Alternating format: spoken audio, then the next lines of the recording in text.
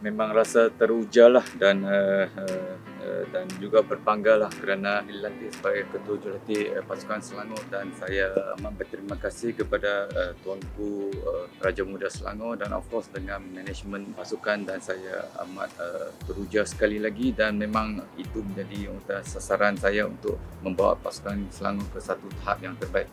Yalah, memang untuk cabaran terdekat ni memang kita nak understanding kepada tim, bukan saja tim tetapi individual pasukan juga, kerana setiap pemain ada karakter masing-masing dalam latihan dan juga perlawanan, dan saya sebagai jurulatih perlu study setiap karakter mereka, dan of course dan melihat posisi mana yang terbaik dapat diisi atau untuk first 11 pasukan, dan juga ini sebagai satu persiapan untuk next season jugalah, kerana saya rasa season ini adalah dalam penghujung, dan saya perlu menilai semula pemain-pemain yang akan dikekalkan untuk musim hadapan, dan of course musim hadapan kita rasa lebih mencabar, tetapi kita bermula daripada peringkat sekarang, dan kita berharap sesuatu yang dapat memberi gambaran barisan jurulatih untuk pemain-pemain pada tahun hadapan.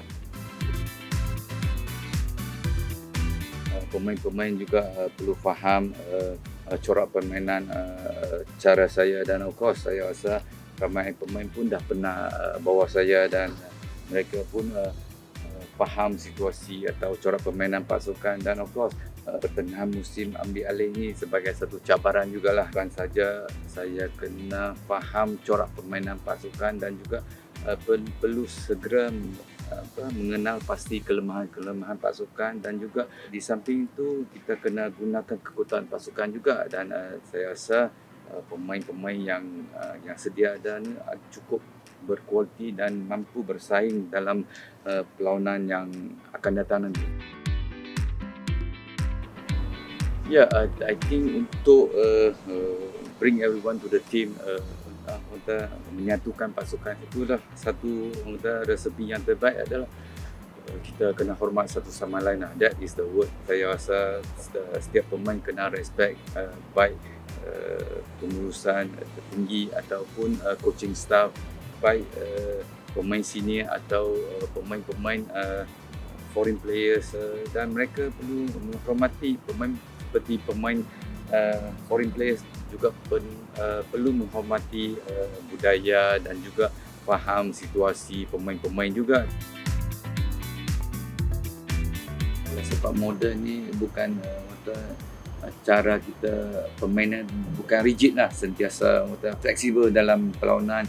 Of course kita nak juga menyerapkan suasana attacking football juga, kerana penyokong atau peminat memang nak lihat attacking football. Di samping itu kita juga perlu bersiap sedia dari segi pertahanan juga. Bila kita defend, kita jangan lupa kita bertahan juga. At the same time, saya harap dalam masa yang dekat ni pemain-pemain faham falsafah permainan saya, dan of course dengan kerjasama barisan jurulatih, saya rasa kita mampu memberi satu persembahan yang terbaik untuk pada masa akan datang nanti.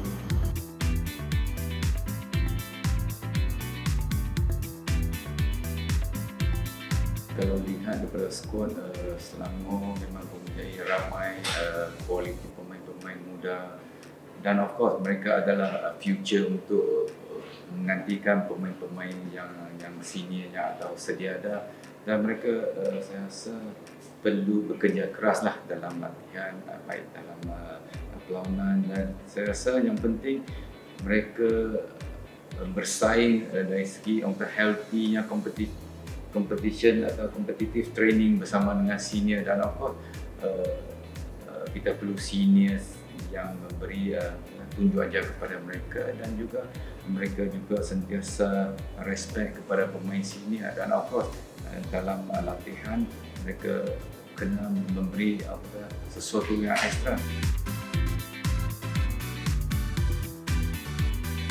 Ya, kalau kita tengok dari sejarah Selangor ni memang hebatlah, banyak dapat kejuaraan, terutama sekali Piala Malaysia, dan of course saya rasa memang saya pun nak juga merasai atau suasana yang terbaik untuk pasukan Selangor kerana uh, sebagai jurulatih mesti ada impian untuk mencipta sesuatu kejayaan dan juga berkongsi bersama dengan pasukan dan of course selalunya itu menjadi satu motivasi atau satu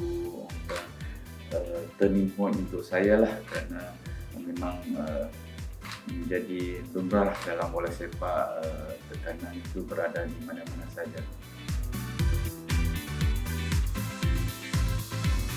Ya, bukan mudah lah kalau kita sebagai jurulatih untuk memilih kesebelasan utama dalam pasukan, tetapi dari selalunya kita ada berbincang dengan barisan jurulatih yang mana satu first 11 yang terbaik untuk diturunkan. Kita kena lihat dari segi latihan setiap pemain juga, dan bukan saja kita pilih first 11 tetapi kita kena lihat barisan skuad yang lain juga. Kita kena beri peluang kepada pemain-pemain yang sentiasa memberi komitmen yang cukup tinggi dalam latihan. Jadi saya sebagai jurulatih, saya akan bagi peluang kepada semua pemain yang rasa boleh membuat sesuatu atau memberi impak kepada pasukan. Kita akan beri peluang yang terbaik.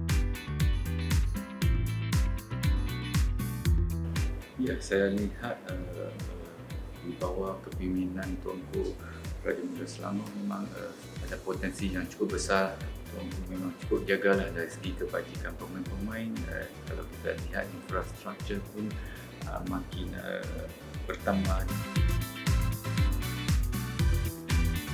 Ya, kalau lihat fans-fans Selangor memang saya salute kepada penyokong-penyokong lah kerana mereka sentiasa mengikuti perkembangan semasa dalam perlawanan atau away game pun mereka follow the team. Saya rasa sokongan yang cukup padu itu memang kita cukup menghargai lah. Sebab lah selalunya saya beritahu penyokong adalah pemain yang ke-12 dalam pasukan, dan of course dengan restructure pasukan, dan saya harap penyokong beri anggota kata-kata positif pada pemain kerana setiap pemain mempunyai karakter atau mentaliti yang permainan. Itu sebablah mereka perlu positif-positif input atau positifnya baik untuk memberi mereka satu semangat untuk melalui satu musim yang begitu panjang pada tiap-tiap perlawanan.